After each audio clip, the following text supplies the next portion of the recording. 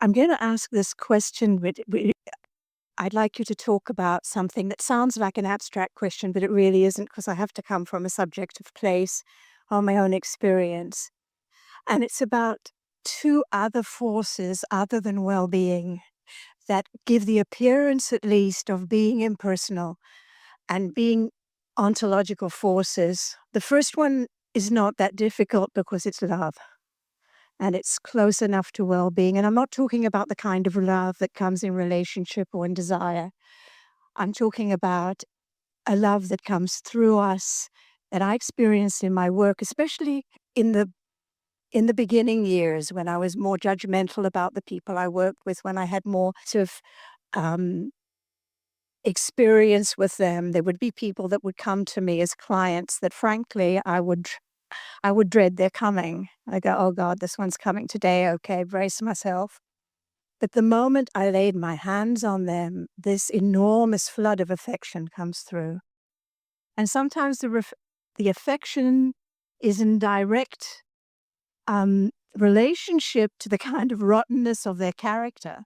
So the more I thought they were not very good characters, the more I loved them when I touched them. So I knew that this was a force, that it wasn't me.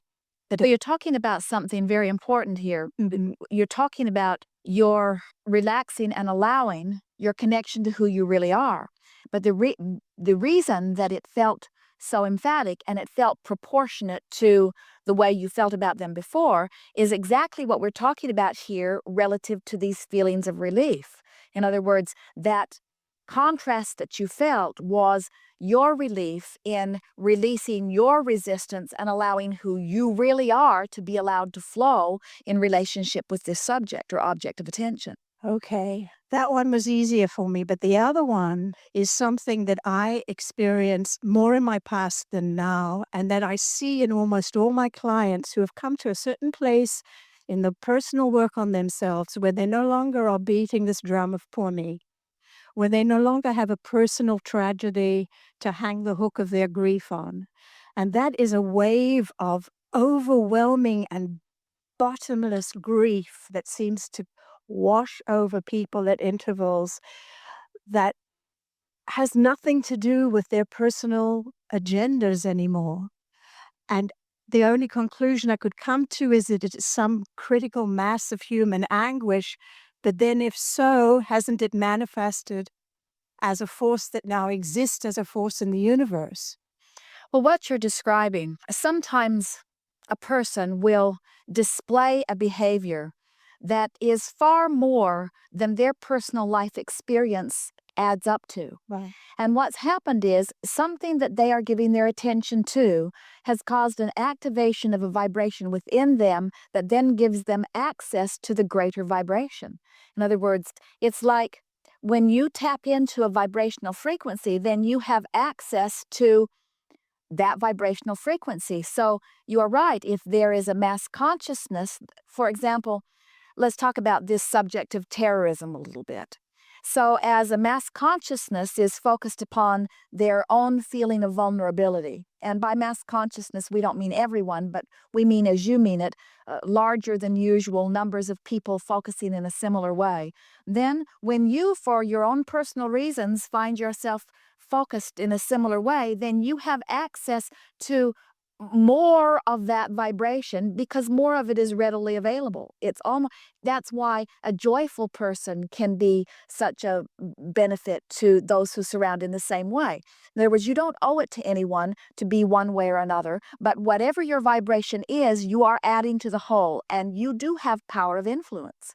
You could not be a joyful person and influence a very disconnected person into immediate joy. It would be a gradual shift. They might even need some other physical bridges, nor could you be a very despondent or depressed person and bring joyful people into that despondency. But people that are close to the vibrational frequency can join it quickly. And so the mass consciousness that you're speaking about, we do not believe, let us start in another place.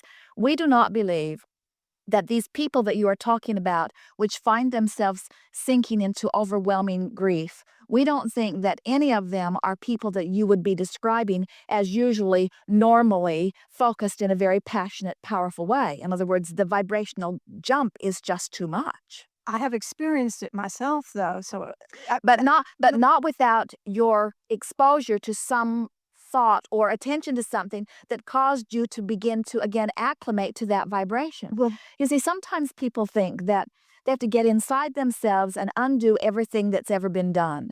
And we say, you, first of all, you can't do that because you are transmitting and receiving mechanism in the moment. But we think that what you're talking about is the more you connect to the energy of source, the less tolerant or even able to endure the vibrations that are not in alignment with that source energy you become. In other words, the more you get hooked up with, and especially once you begin doing it consciously, connect with this energy of source, then the less you are able to endure vibrations that are far on the other end of the spectrum. And so but when something happens that causes some of that to activate, you feel it very powerfully.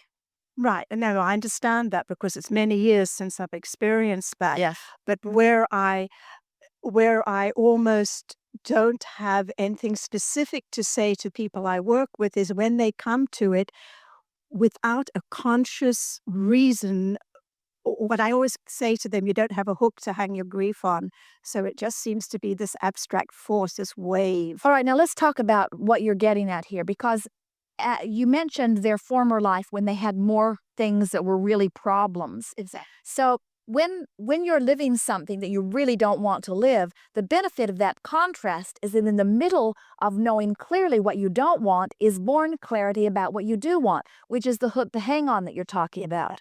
But when you are when it washes over you as a result of lack of focus or lack of determination, then it's a little bit harder to distinguish. Is that what you mean? Well, it doesn't seem to be happen to people when they're in a place of lack of focus because the people with whom I've experienced it are people who've done a great deal of work already on themselves, who have a certain centeredness already, who have a certain wisdom already.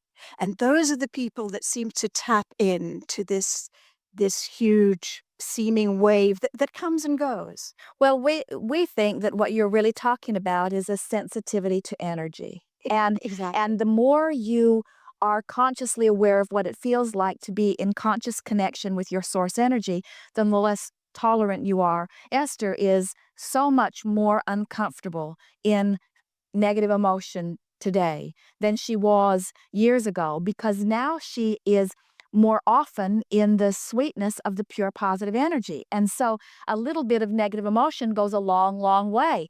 It would feel like the end of the world. Yeah. Things that she lived commonly before, she could not easily endure now. And we think it is because her let's talk about these set points. Now, so imagine this emotional scale and imagine empowerment and freedom at one end and disempowerment and bondage at the other end.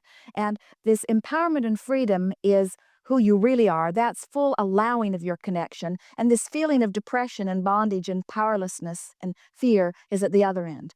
So, along this emotional scale, you have developed some patterns of thought.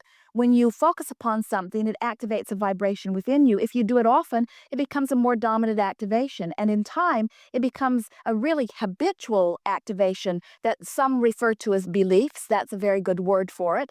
But we want to call it an emotional set point. In other words, it's on Jerry's recording equipment, there's he can feel it with his knobs. They call it detente.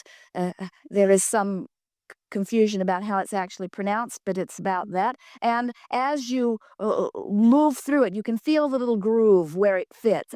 And over time, with a myriad of subjects, you get these set points, these grooves where it's just a sort of more natural place for you to settle in. And so people settle into these grooves on this emotional scale without even knowing they're doing it, because they didn't get there by paying attention to the way they feel. They got there by not paying attention to the way they feel. They got there by watching television, by watching trends, by listening to neighbors, or by living with people. And so they've developed these patterns of thought. Well, then other things happen, like an influence from, you talked about your daughter influencing you to another train of thought, or you could form a relationship with someone or go to work with someone, or something could happen to the trade center in New York. In other words, all kinds of things happen in your environment which cause you to then have desires that have different summoning power.